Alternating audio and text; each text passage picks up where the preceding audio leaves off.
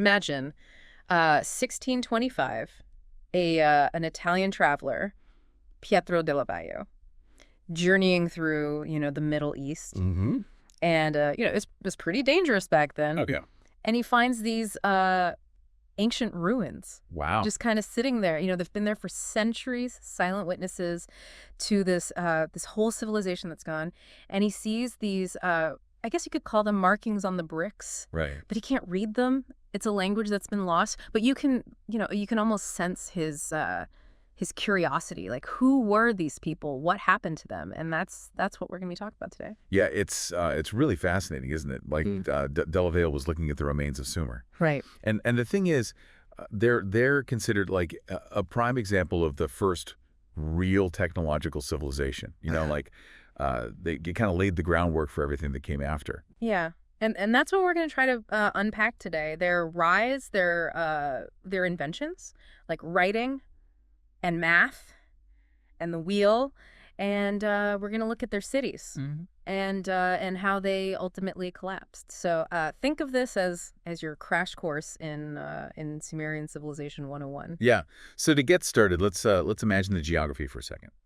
Up in the Taurus Mountains in Turkey, Okay. you have these mountains, right, with snow on top. Mm-hmm. And when the snow melts, it flows down into two rivers, the Tigris and the Euphrates. Right. And they flow southeast for like almost 2,000 kilometers down into the plains of Iraq. Mm-hmm.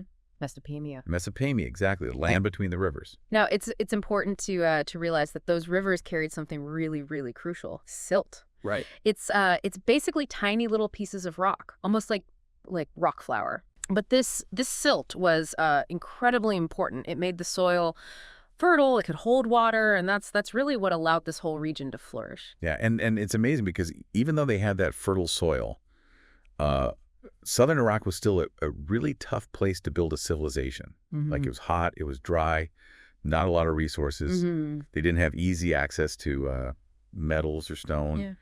And those rivers, they could flood unpredictably. Right. Not exactly ideal conditions. Mm-hmm. So let's go back, way back, to about 6500 BC. That's when we start seeing the first settlements, the Ubaid people. Right. They were starting to farm, Nice. and they had some basic technology, pottery and things like that. Mm-hmm. What was their experience like in this environment? Well, at first they mostly settled in the north, where there was more rain. Okay. But over time, they started moving south, following the rivers, deeper and deeper into southern Iraq. Interesting. But how did they deal with the heat and the lack of rain? Well, they got pretty clever. They started planting date palms for food and for shade. Oh, smart. Yeah. And their biggest innovation was probably irrigation. Oh, yeah. Those canals. Exactly. They diverted water from the rivers, which meant they could grow more crops. They could really expand their agriculture. Wow. So they essentially transformed this difficult environment into a real breadbasket. Pretty much, yeah. Amazing. And then towards the end of the 4th millennium BC, we see a new group emerge, the Sumerians. Right. Now, were they just the Ubaid people evolving, or were they something totally different? They do seem to appear rather suddenly in the archaeological record. Mm-hmm. They were different from the Akkadians who lived further north. Right. The Akkadians spoke a Semitic language, like Aramaic Mm-hmm. and Hebrew and Arabic. Okay. But the Sumerians, they were something else. And their language is a real mystery, isn't it? What they call the Sumerian problem. Exactly. It's a language isolate. It's not related to any other language we know of. So where did they come from? How did they end up in Sumer? Well, there are a few theories. One is that they came by sea, Okay. maybe from somewhere around the Persian Gulf. Interesting. And there's even a Babylonian legend about a creature named Oans, half man, half fish, Wow. who came out of the sea and taught people all these things, writing, agriculture, how to build temples. Huh. So maybe that's a memory of the Sumerians arriving. Could be, yeah. Another theory is that they might have had connections to the Indus Valley civilization. The Indus Valley, wow. Yeah, because some of their words, like for specialized jobs like scribe or winemaker, seem to have Sumerian roots. But words for more common things, like farming, Seen to be older. Huh. So maybe a group migrated and brought their specialized knowledge with them. That's the idea. And then there's the flood theory. Right. The Sumerians had this story about a great flood. Right. A huge flood. And that story's not unique to them. Yeah. The Babylonians had it. The Hebrews had it. Right. And geologically speaking, there was a big rise in sea levels at the end of the last ice age. So maybe the Sumerians were refugees from a land that was flooded. Possibly, yeah. Imagine the Persian Gulf region during the Ice Age. Sea levels were much lower then. So the Tigris and Euphrates, they would have flowed further south, creating this huge fertile valley. Right. And then as the ice melted, the sea level rose, and that valley was flooded. So maybe the Sumerians were forced to move. They became refugees. Wow. That's a pretty dramatic story. It is, yeah. And it fits with the timeline. By around 5000 BC, the sea levels had stabilized. And that's when we see Sumerian culture emerge. And there's even a myth about Dilmun, often associated with Bahrain, which is described as a paradise that was lost. Maybe that's a memory of this sunken valley. It's really interesting how these myths might reflect real events. Yeah. It's like they're trying to tell us something. So their origins are still a bit mysterious, but we do know what they called themselves. Yeah. They called themselves the Black-Headed People. Black-Headed People. Interesting. And we know a bit about what they look like from their carvings. Right. They had curly hair, often shaved on the sides. Okay. The men wore wraparound skirts made of sheepskin or wool. Sometimes they even left the fleece on. Huh. The richer folks, they had more elaborate clothes made of colored wool with tassels and beads. Fancy. Yeah, and both men and women, they wore jewelry made of copper, sometimes gold. Nice. They had anklets, bracelets, necklaces, all sorts of things. Yeah. And what's amazing is that we even have evidence of their music. Really? That's incredible. Yeah, they wrote down their music on clay tablets. Wow. We even have instructions on how to play their instruments. Yeah. So we can actually hear what their music sounded like. That's right. Yeah. That's mind-blowing. And it sounds like they had a pretty close relationship with the Akkadians. Oh yeah, over time they really influenced each other, shared technology, built cities together, faced the same problems. Right. Their fates were pretty intertwined. So what about their cosmology? How did they view the world around them? Well, they thought the world was more or less circular. Okay. Surrounded by water. Right. And they also believed there was another ocean above, held up by the sky. Oh. And they made a distinction between sweet water from rain and rivers and bitter water from the sea. Yeah. And they called their own land the land of the noble lords. The land of the noble lords. Okay. Which tells you something about how they saw themselves. And what about the lands beyond their borders? How did they view those? They used the word kalam for civilized areas, Okay. which included both Sumerian and Akkadian cities. But they used the word Kur for the mountains, and that word also meant hostile. Hostile. Arborous, wild. So it shows how they viewed the nomadic tribes in the desert and the people in the mountains to the north and east. Right, like they were the other. Exactly, yeah. So they were living in this challenging environment, surrounded by people they saw as different, but they were also incredibly innovative. Oh, yeah. I mean, they didn't have much stone or wood to work with. Right, they had to be resourceful. So what did they do? Well, they became masters of mud brick. Mud brick? Okay. They mixed mud with straw, gravel, even broken pottery, and baked it in the sun. And clay. Clay was like their go-to material for everything. Blocks, plates, tools, even the writing tablets. Right. And they used reeds, too, to make mats, baskets, even the walls of their houses. Wow. They really made the most of what they had. And their list of inventions is, it's pretty amazing. It is, yeah. They invented or improved upon so many things. The pottery wheel, the wagon wheel, Wow. the plow, the sailboat, arches and domes. They were the first to use arches and domes. Yeah, they really understood structural engineering, and they were pioneers in metalworking. They figured out how to cast copper and later bronze, which was much stronger. Right. And then there's their math. Right. Their math was really advanced, and they used a base 60 system. Yeah, base 60 Yeah. instead of our base 10. Which seems so strange. Why 60? Well, it actually makes a lot of sense. 60 is divisible by a lot of numbers. Oh, okay. Like 1, 2, 3, 4, 5, 6, 10, 12, 15, 20, 30, and 60. Wow, that's a lot. Yeah, so it made working with fractions a lot easier. Think about it, like Mm. 1/3 of 60 is a nice round 20, but 1/3 of 10, not so much. Right. Makes sense. So it helped them with trade, construction, astronomy, and the amazing thing is we still use base 60 today. Really? Yeah, think about it. 60 minutes in an hour, 60 seconds in a minute, Oh, wow, you're right. and 360 degrees in a circle. That's all from the Sumerians. And there are a couple theories about why they chose 60. One is that it's related to finger counting. Finger counting. Okay. Yeah, like if you use the segments of your fingers to count, you can get to 12 pretty easily. Mm-hmm. And then if you combine that with the 5 fingers on your other hand, you get 60. Huh. And there are also roughly 12 lunar cycles in a year. So maybe that reinforced the importance of 12. So they essentially shaped how we measure time and space. That's pretty incredible. Yeah. Now, these innovations must have had a big impact on their society, especially those irrigation canals. Oh yeah, those canals weren't just an engineering feat. They changed how their society was organized. They needed a whole new level of coordination to build those dams, to regulate the water. They had to work together. So it forced them to become more organized. Exactly, and it led to the development of bureaucracy Oh, okay. and the emergence of the first real states. Interesting. So the need to manage water led to the rise of more complex political system. Too much, yeah. Fascinating. And from that, we see the rise of cities, with Eridu often being called the first. That's what the Sumerians themselves believe. Oh, okay. They have these texts like the Sumerian king list. Now, it does have some mythical stuff in it, like kings living for thousands of years. All right. But they always say that kingship began in Eridu. And the archaeology seems to back that up. We see evidence of settlement there going back to around 5400 BC. Wow, that's a really long time ago. And then from Eridu, we start seeing other cities pop up. Exactly, yeah.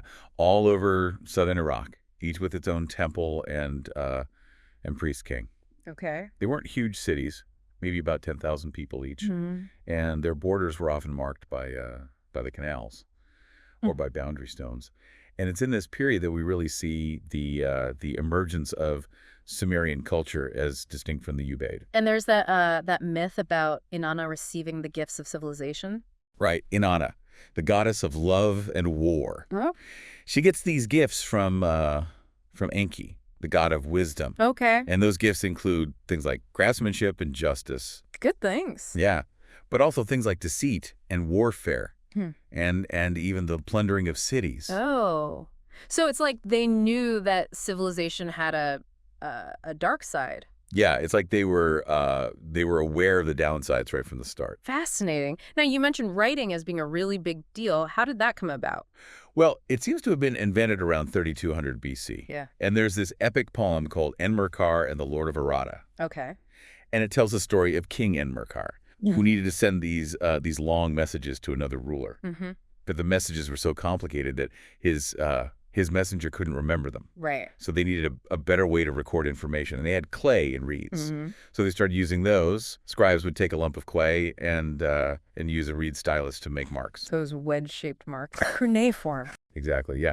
And at first they used pictographs, little pictures that represented objects, Oh, okay. like a picture of sheep for the word sheep. Right.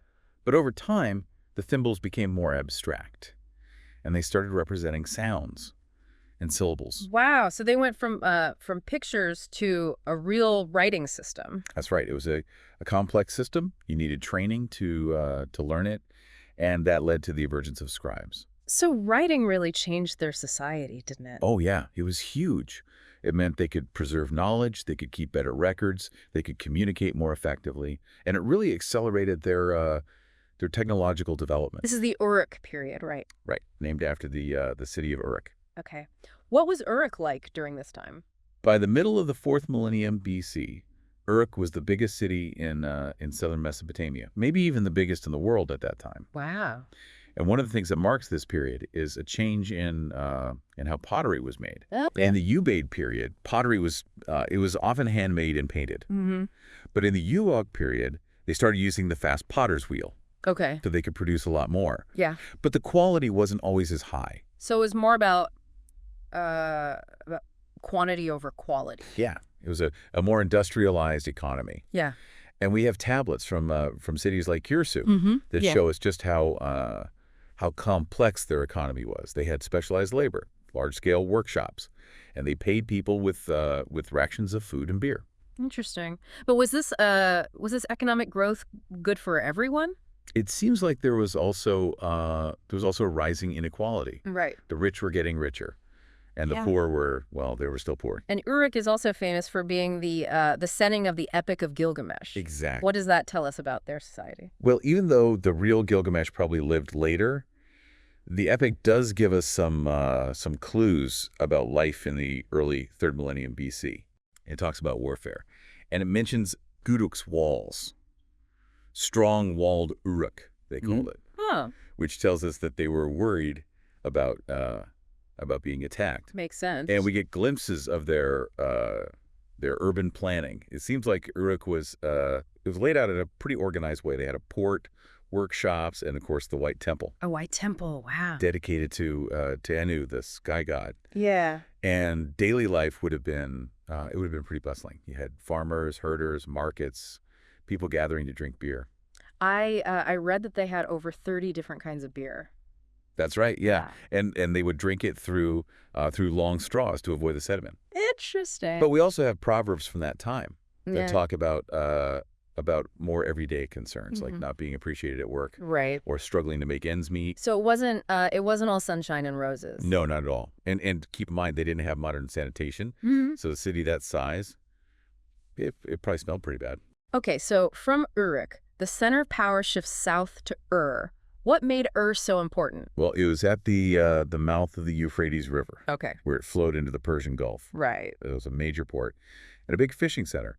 And southern Iraq had a surplus of food. So Ur became this hub for trade. They were connected to all sorts of distant lands. What kind of things were they trading? They imported pretty much everything except clay and reeds. Okay. Copper from Iran and Cyprus, tin from as far away as Afghanistan, Yeah. silver from the Taurus Mountains, gold from Egypt, and even the Indus Valley. They got wood from the Zagros Mountains.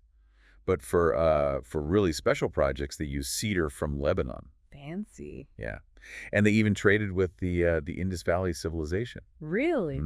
They exchanged goods for spices and gemstones like carnelian and lapis lazuli. So they were really cosmopolitan. Yeah, they were connected to a huge network of trade routes. And this trade made them wealthy.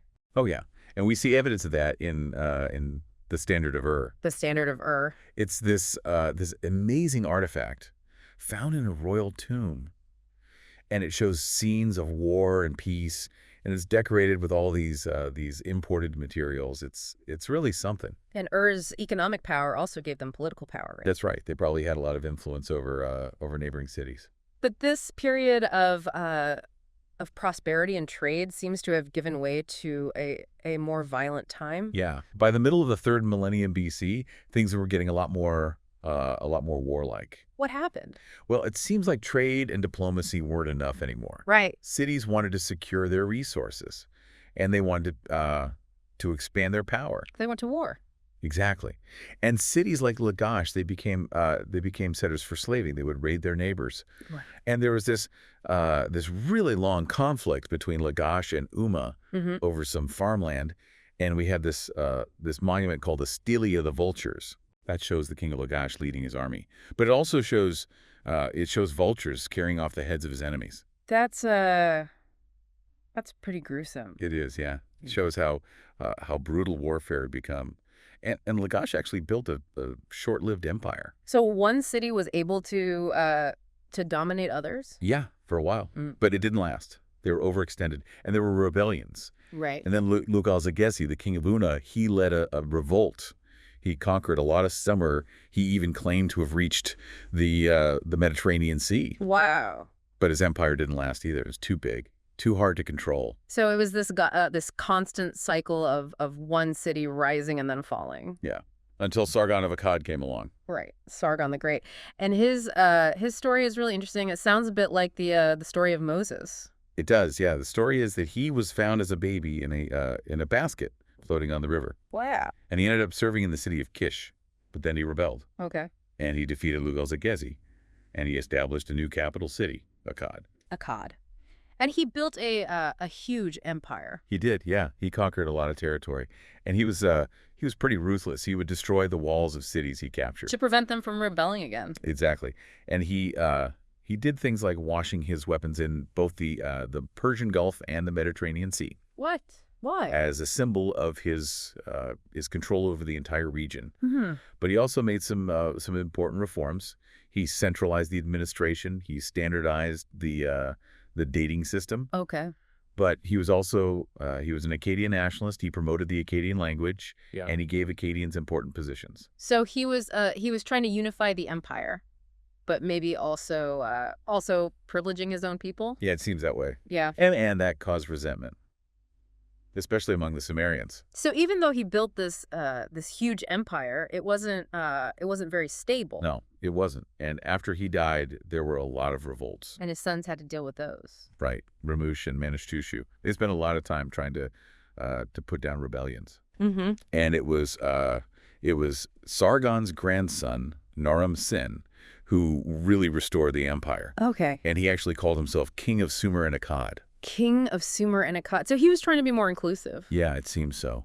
But even then, the Akkadian language was becoming more and more dominant, Right. and Sumerian was slowly declining. And then we see the decline of the Akkadian Empire and the arrival of the Gotians. Right. After Naram Sin, there was a lot of instability, and then there was this climate event, the 4.2 kilo year event. Uh-huh. It caused a big drought, Oh, wow. and that really weakened the empire. And that's when the Gotians started to move in. The Gotians. Okay. They were nomadic people from the Zagros Mountains, Right. and the Sumerians, they saw them as barbarians. Barbarians. Okay. They thought they were uncivilized. They didn't understand settled life, and they weren't very good at governing. So what happened when they took over? It was a pretty bad time for Sumer. The economy collapsed. There was famine, and the price of grain skyrocketed. It's often called a dark age in Sumerian history. But eventually the Sumerians were able to push back. That's right. A governor of Uruk named Utu-Hangal led a rebellion, Okay. and he drove out the Guchians.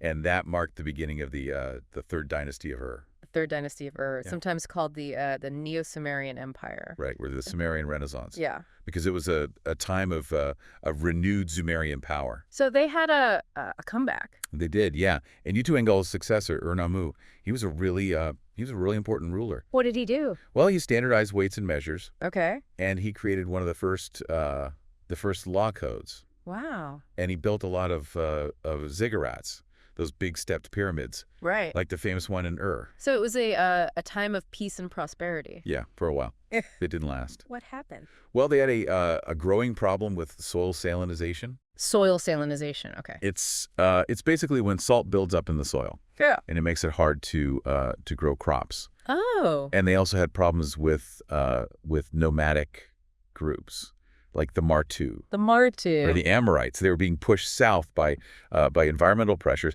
and the Sumerians, they saw them as barbarians. Right. And King Shusin, he tried to keep them out by building a wall. The Martu wall. Exactly, but it didn't work. And by the time Ibisen, the last Sumerian king, came to power, the empire was already falling apart. Yeah, cities were rebelling. The Martus were breaking through the wall, and there was famine.